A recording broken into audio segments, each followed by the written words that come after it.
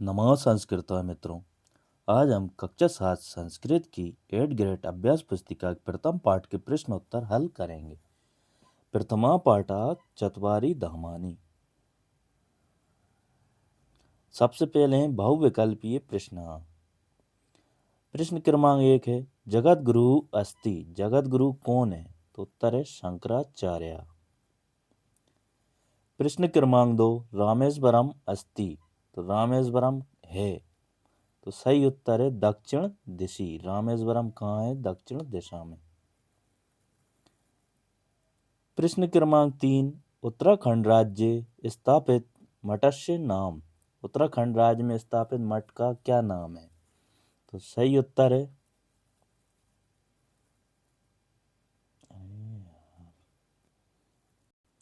उत्तर है ज्योतिर्मठम।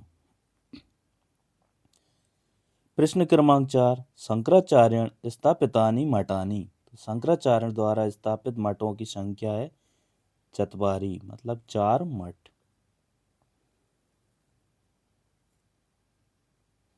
प्रश्न क्रमांक 5 कस्मिन् राज्ये शंकराचार्य स्थापितं मठं नास्ति।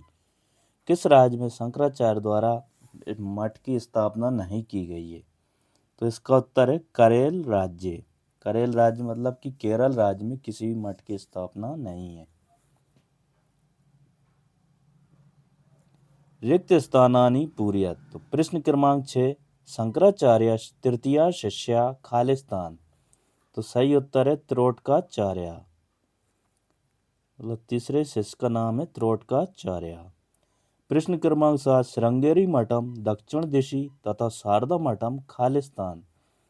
तो शारदा मठम है पश्चिम दिशि। प्रश्न क्रमांक 8 शंकराचार्य चत्वारि खालिस्तान स्थापितानि। तो शंकराचार्य जी के द्वारा चत्वारि स्थापित किसकी की गई थी? तो मठों की स्थापना की थी। तो उत्तर है मठानी। प्रश्न क्रमांक 9 चत्वारि इति पदस्य पुल्लिंग शब्द खालिस्तान भवति। चत्वारि है, चत्वारि को हमें पुल्लिंग रूप में लिखना है। तो चत्वारि का पुल्लिंग रूप हो जाएगा चत्वारः, यानी कि 4। प्रश्न क्रमांक 10 पश्यन्तु इति पदे खालिस्तान वचनम अस्ति। तो पश्यन्तु जो शब्द है वो किस पद में, मतलब किस वचन में आता है? तो उत्तर है लोट।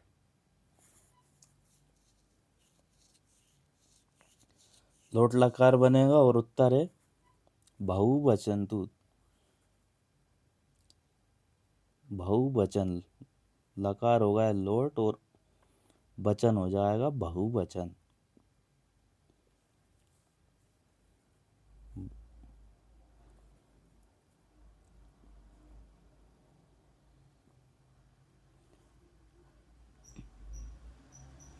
फिर है एक पदेन उत्तरम लिखत। तो प्रश्न क्रमांक 11 है हस्तमलकस्य गुरो नाम किम।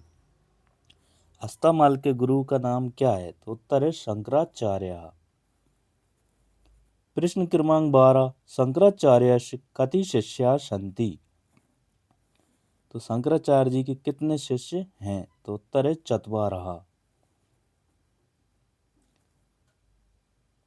प्रश्न क्रमांक 13 पूर्व दिशि प्रसिद्ध मठस्य नाम किम। तो पूर्व दिशा में स्थित प्रसिद्ध मठ का क्या नाम है? तो उत्तर है गोवर्धन मठम। प्रश्न क्रमांक 14 उड़ीसा राज्य का पुरी अस्ति। तो उड़ीसा राज्य में कौन सी पुरी है? तो उत्तर है जगन्नाथपुरी।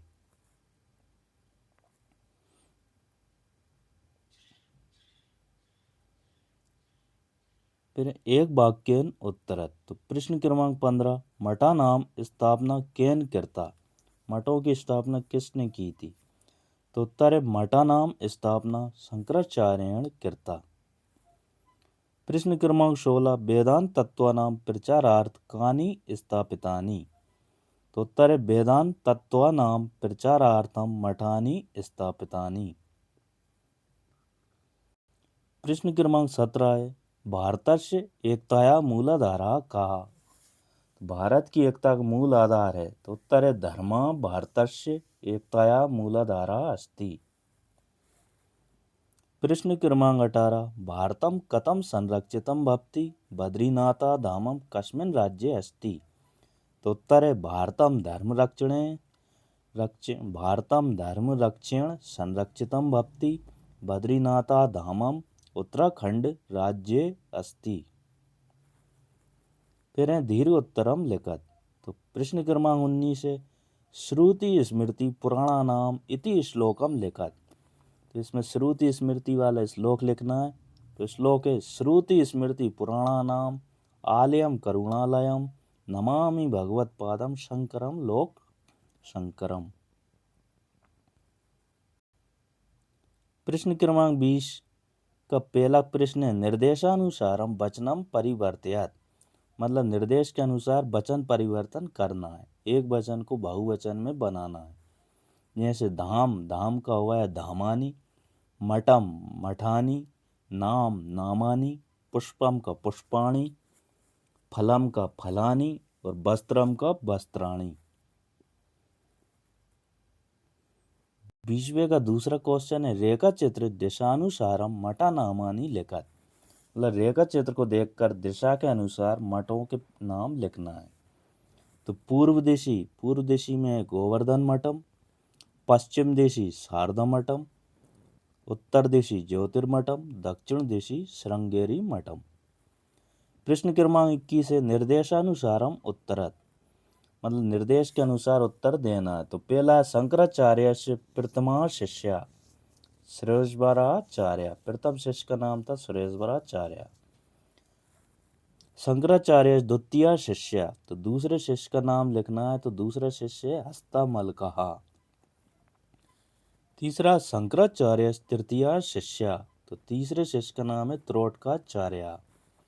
चौथा क्वेश्चन है शंकराचार्य चतुर्थ शिष्य, तो चौथे शिष्य का नाम है पद्मपाद।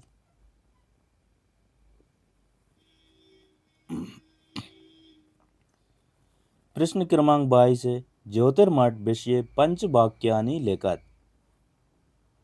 तो ज्योतिर्मठ के विषय पर 5 वाक्य लिखना है। तो पहला वाक्य ज्योतिर्मठम आदि शंकराचार्य स्थापिता एका प्रमुखा पीठा अस्ति।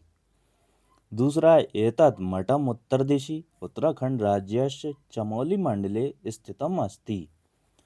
तीसरा अत्रत्यः मुख्यः महावाक्यः अयमात्मा ब्रह्म इति अस्ति। चौथा वाक्य नरसिंह मंदिरम महत्वपूर्णम धार्मिक स्थलम अस्ति। पांचवा अथर्ववेदस्य संरक्षणम पोषणम च अस्य पीठस्य मुख्यम कार्यम वर्तते। प्रश्न क्रमांक 23 है वर्तमान समय ज्योतिर्मठे उत्पन्न परिस्थिति नाम निराकरण विषय पंचवाक्यानि लिखत। मतलब वर्तमान में जो स्थिति है उस स्थिति के आधार पर इसकी निराकरण विषय के लिए 5 वाक्य लिखना है। तो पहला वाक्य वर्तमान काले भूस्खलनस्य समस्या अतीव गंभीरा अस्ति। दूसरा है अनेकानि भवनानि असुरक्षितानि जातानि। तीसरा जनाः च विस्थापिताः अभवन्। चौथा वाक्य हो जाएगा विशेषज्ञ मानव निर्मित परियोजना अस्य कारणम मन्यन्ते। पांचवा दीर्घकालीन समाधानाय पर्यावरणीय सुरक्षा आवश्यकम अस्ति। तो मित्रों ये प्रथम पाठ के सभी प्रश्न उत्तर हल हो गए हैं।